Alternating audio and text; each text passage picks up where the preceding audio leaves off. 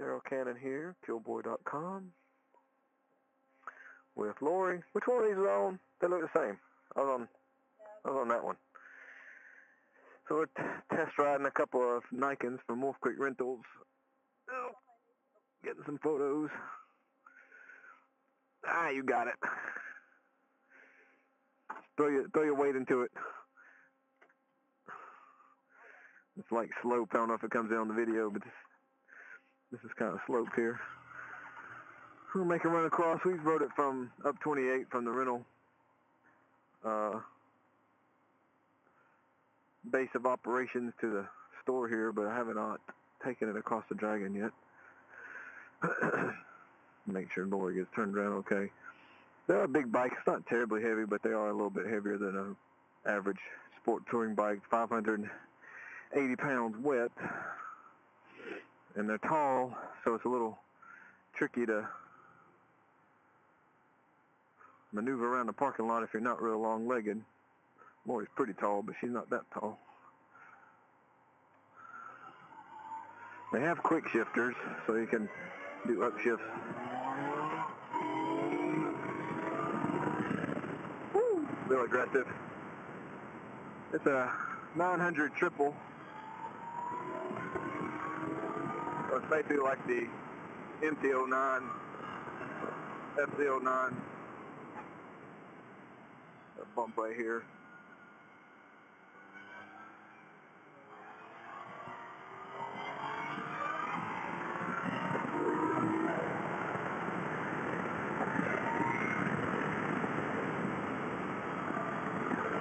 With the two front tires, it just gives you more front-end grip, so you can toss it in the turns with a little bit more confidence. It is still a sport touring bike, though, and the touring aspect comes into play when you start hustling with it. It has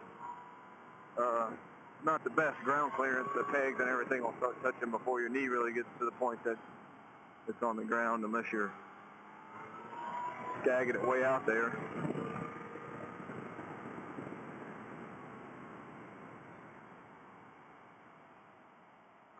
With two front, man, there's a big pothole right there. With two front tires, you have to sort of keep that in mind if you start getting real close to the edge of the road. They are spread apart pretty good ways, and it wouldn't be out of the realm of possibility to drop a tire off the road. Unlike most bikes, you wouldn't be exactly doomed, but it would probably want to suck you in and pull you over.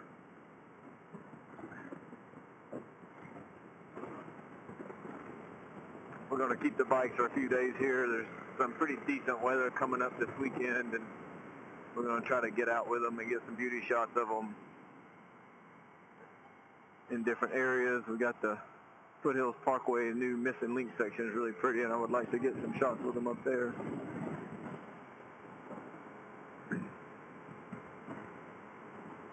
Everybody's checking these things out whenever we come by with them. Mile marker 1. We're just going to go to the overlook, which is about 8.7 miles, something like that.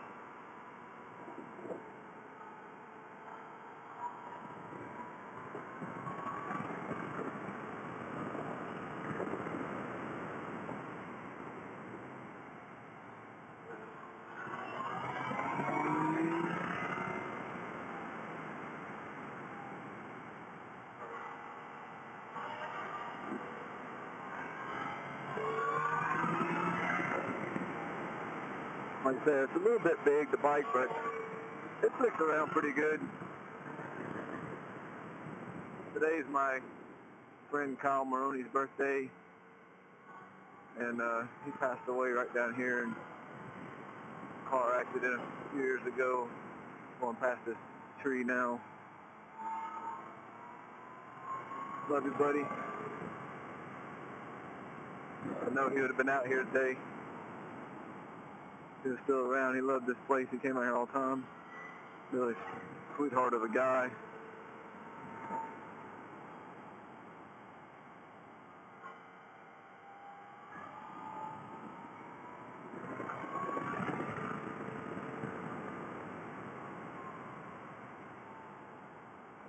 One thing I am feeling as I'm riding it here, I like to ride with my feet pretty far back on the peg so my toes don't hit the ground, stuff like that.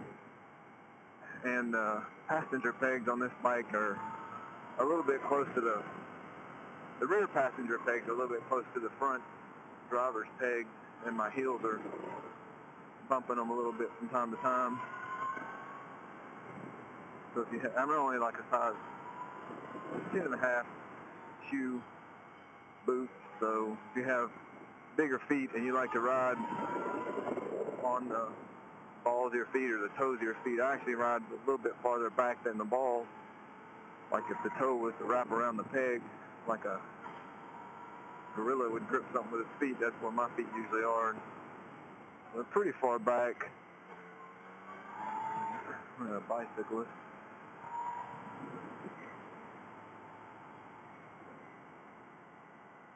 I'm in third gear here, just sort of lugging out of turns, and it has 3 drive modes as far as like throttle response. So I'm in mode 2, which is sort of, you know, standard mode, I guess you could say. And mode 1 is pretty aggressive throttle, kind of herky-jerky, and on a really tight road like this, I don't care too much for that type of response anyway. But on maybe a more open environment, that would be more desirable.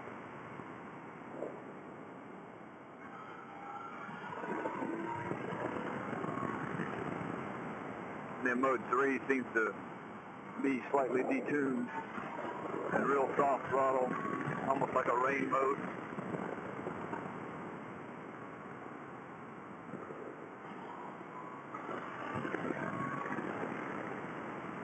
This also has ABS and traction control and cruise control. So quite a few nice little features to justify the $16,000 MSRP. Now they only brought like 50 of these into the country, I understand, and sort of a test the market, I suppose you could say, and they were pretty quick sellers. They are actually marking them up $5,000 to $10,000, as I understand it.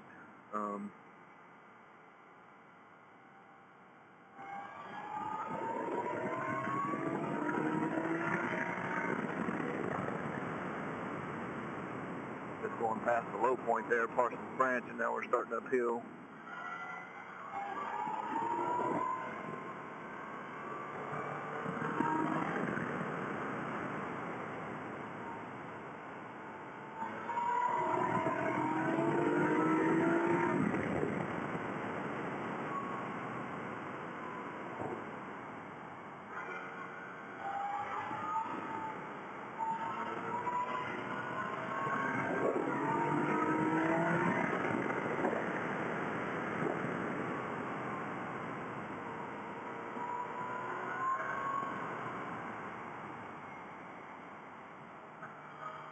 I'm in third gear. That's a pretty tight, like 30-mile-an-hour turn.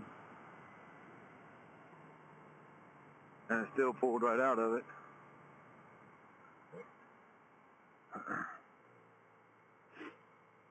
My guy here, my shooter, so I want to kind of build a little space here between me and this car.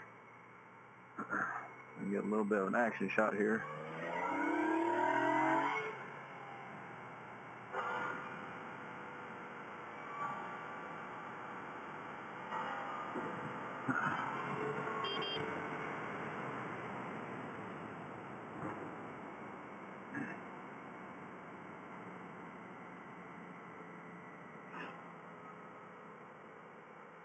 Lori, when we get to the other end here, Lori and I are going to go back, and I'm going to follow her, and we'll do a run together with her pace, with her leading. Not too busy here. This is her first time on a full-size motorcycle in like 8 years, so she's sort of struggling with that, you know, adjustment. She's ridden the little bikes once or twice, but Not much on even that. So before that, we took a 7-year sort of hiatus from motorcycles after a couple of incidents that really shook her up. So she's mentally having to try to come to terms with all this. We took these bikes to Daytona Bike Week and represented for Wolf Creek Rentals, the company that's renting them here locally, and it was pretty interesting watching people's reactions to the bump right here, pothole. Yeah, watching people's reactions to them, a lot of misconceptions. People think that they're easier to ride or something because they have 3 wheels, and it's not really the case. They're just as hard to ride as any other similar sized bike. They just have a little bit higher limits, more front grip, but they don't stay up by themselves. It's not for people with disabilities or, things that would normally keep them from riding a motorcycle. This is not a solution for that. If they add a locking mechanism so that the front end will stay locked at below a certain speed, that would be appreciated by a lot of people, myself included. Honestly, I was in that Daytona Bike Week traffic and stopping and going, having to walk the bike a lot. It's totally capable of staying up on its own with a slight modification to the front mechanical arms and stuff. So it would have been nice to be able to just hit a switch and keep my feet on the pegs and sit in traffic, just moving 1 mile at a time, 1 mile an hour at a time.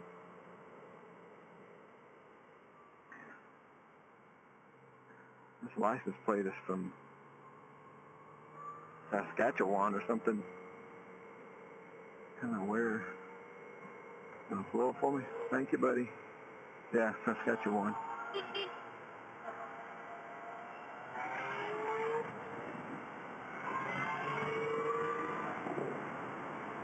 Mud turn.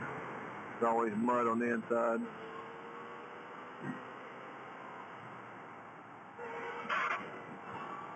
There's a peg. It still has those feelers on them.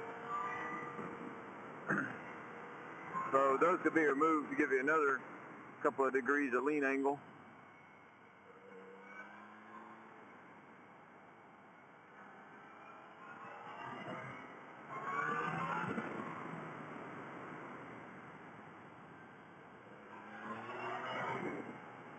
A couple of divots in the road right there I kind of stay on the outside of.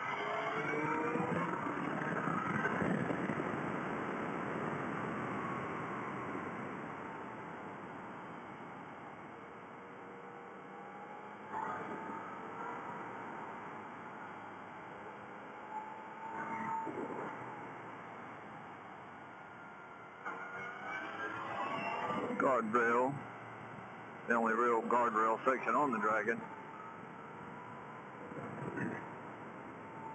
Down to this one we call radar turn. Police like to sit in it sometimes to shoot radar up this hill. A lot of scratch marks and gouges on the inside of that corner right there. You gotta kind of be careful, even if you're not striking anything. Tires kind of getting those gouges and grooves, and it kind of moves around, feels weird. Just kind of go with it. Getting pretty close to the overlooked end of it now.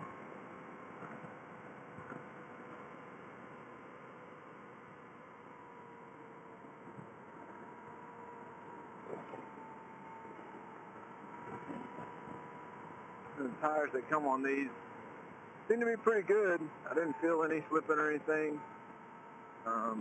It's pretty chilly. It's only about 50, 55 degrees, 57 degrees I think was the high today. So road, and it was down like 20 something, 30 degrees this morning. So the road's pretty cold. Air temps are pretty chilly.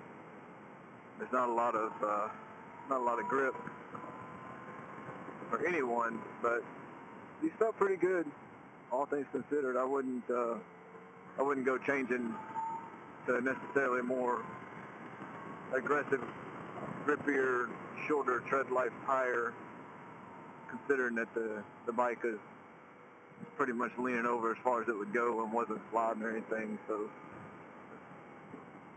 about all she's got in her, Captain, unless you put rear sets on it or something to give you some more lean angle.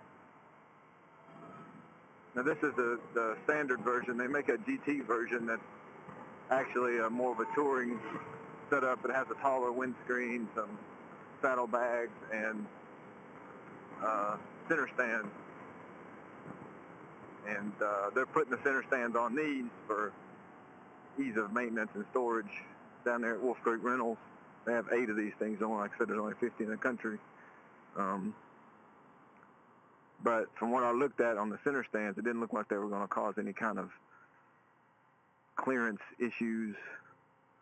So should be able to get still the same full lean. They didn't stick out any farther than the regular kickstand did. So there you have it. First run across the Dragon on the Niken. It's not the first Niken on the Dragon. There was one out here a couple of weekends ago that had gone through, but my first time on one. It was pretty decent. I mean, it's no, supermoto or 600cc sport bike, but it flicks around pretty good to be a comfortable touring bike. Not a whole lot I would change. The handlebars a little bit wide.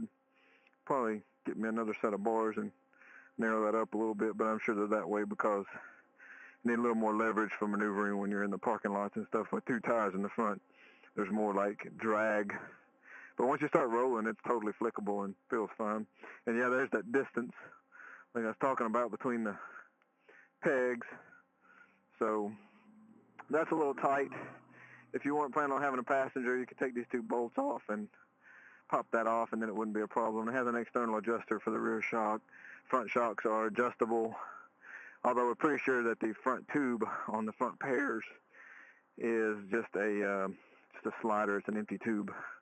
All the dampening and spring is everything is in the back tube, I believe. All right, so I hope you enjoyed it. Watch for the next video. We'll see what kind of crazy shit we can get into next, y'all. Till next time, like, subscribe, share. Love you forever. Bye.